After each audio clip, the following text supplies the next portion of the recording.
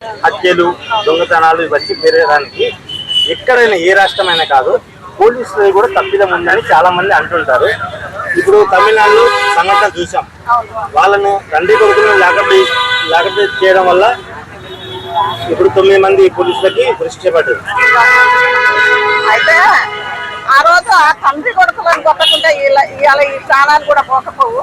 వాళ్ళు ఏంటంటే మాదే నడుస్తుంది అనుకుంటారు అనుకున్న ఇద్దరు కోసం ఎంతమందిని చట్టం, అది నిజమైన చట్టం, నిజమైన చెన్నై అక్కడ ఉంది న్యాయం అన్నది. అలా పోలీసు వాళ్ళు వాళ్ళని చూసన్నా ఇప్పుడు నడుచుకునేది ఏంటంటే ఒకవేళ ఏ అమ్మ పోలీస్ స్టేషన్ పోతుంది, నా భర్త కొడుకుండానో లేకపోతే నా కొడుకనే పోతారు అనుకో.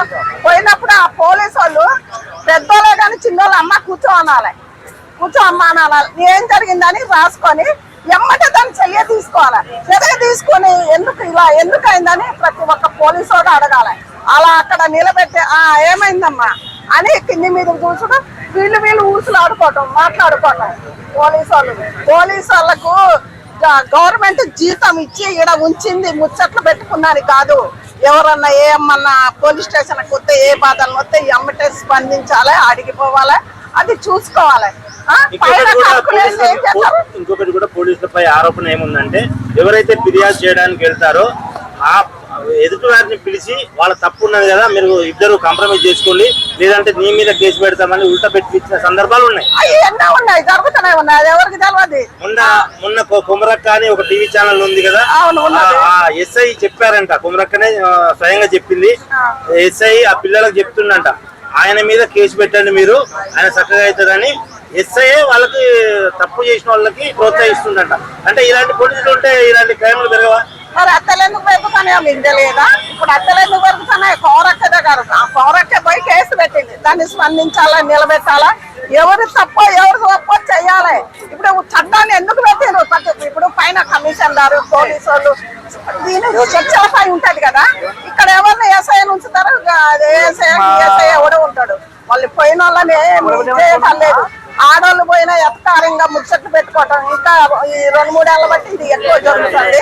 అలా కాకుండా ఏ ప్రభుత్వం రాని మంచిగా స్పందించాలి. పోయిన వాళ్ళని వయసులో పెద్దవాళ్ళు పోయినా నువ్వు కనీసం కూర్చోవన్నాడు అంటే నువ్వు ఒక హోదాలో ఉండి, నువ్వు ఒక ఎస్ఐ డిఎస్పీ నువ్వు ఒక హోదాలో ఉండి కూర్చొని, వాళ్ళు మనుషులు కదా.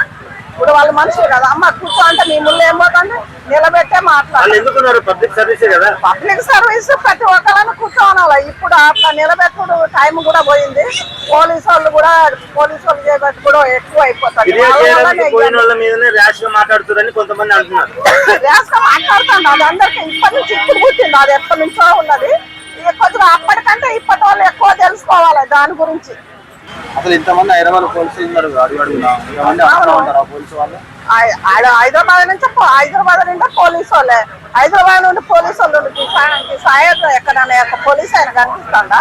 ఎక్కడోళ్ళు అక్కడే. కాంగ్రెస్ నైట్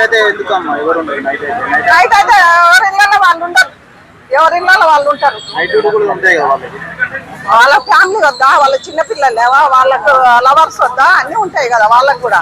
దాని వల్లనే ఇట్లా హత్యలు ఎక్కువ నాశనం అయిపోతుంటే చూస్తూనే ఉన్నాం మనం, జరుగుతూనే ఉన్నాయి. పోలీసు భయం అంటూ లేదు, ప్రభుత్వం భయం లేదు, గవర్నమెంట్ భయం లేదు, ఏది లేకుండా ఎత్తని బాగా జరుగుతున్నాయి. అవి మనం చూస్తూనే ఉన్నాం కదా.